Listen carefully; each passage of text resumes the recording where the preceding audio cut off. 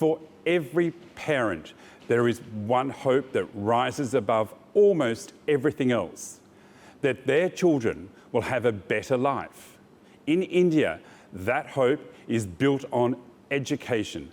Millions of families make enormous sacrifices to send their children to school, believing that hard work, talent and determination will open the door to a brighter future. But what happens when young people stop believing that system is fair?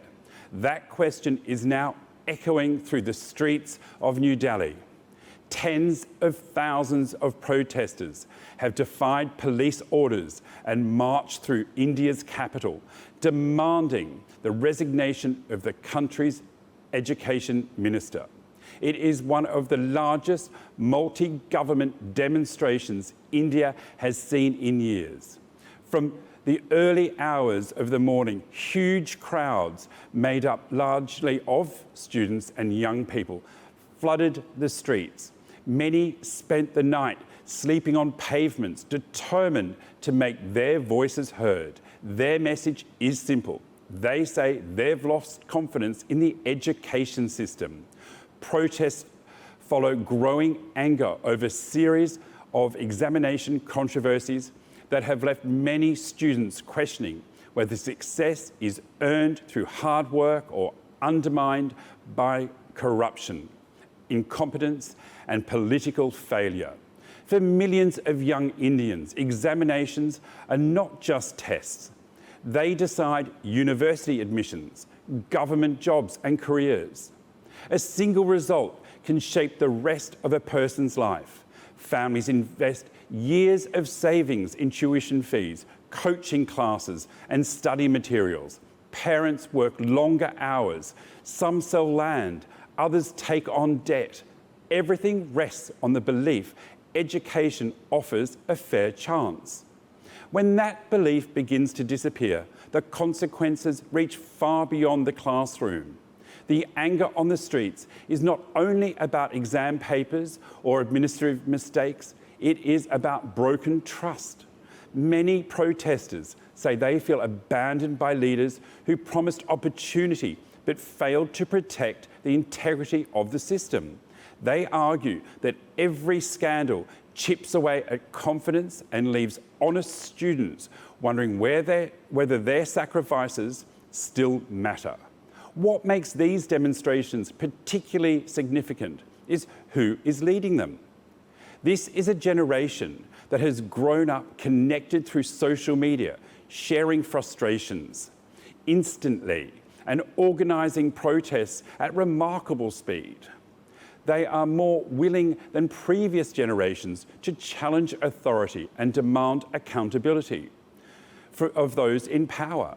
For Prime Minister Modi's government, the demonstrations represent more than an education crisis. They expose growing frustration among young people facing intense competition for jobs, rising living costs, and increasing uncertainty about their future.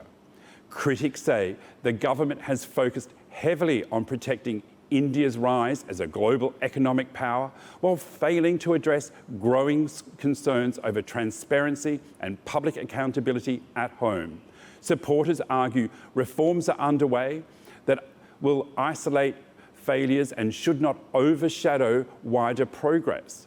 But for the students filling the streets, this debate is deeply personal.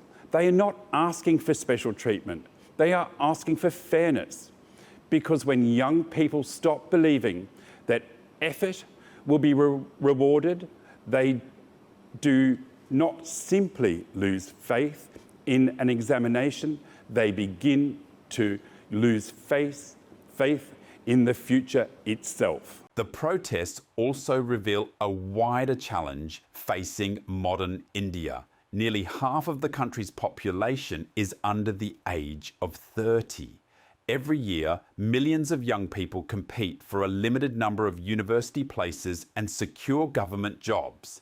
The pressure is enormous. That makes trust in the examination system essential. If students believe corruption, political influence, or poor administration can determine outcomes, confidence in public institutions begins to erode.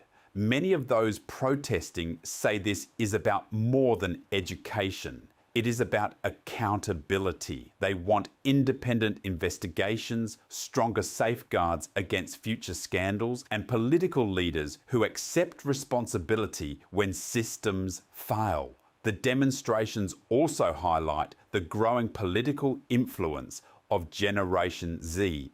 Unlike previous generations, today's students organise online, share evidence in real time, and can mobilise tens of thousands of people within hours. They are increasingly shaping public debate and forcing governments to respond. For ordinary families, the issue could not be more important. Education remains the single greatest opportunity for social mobility. When confidence in that pathway is damaged, parents begin questioning whether all the sacrifices they have made were worth it.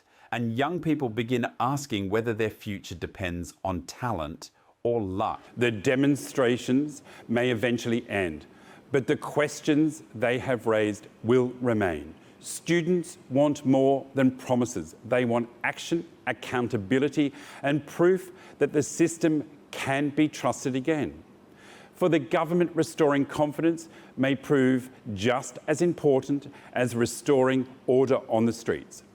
Because every examination represents someone's future. Every result reflects years of sacrifice by families hoping for a better life. And every failure to protect that system risks creating a generation that no longer believes opportunity is earned through hard work, but decided by forces beyond their control.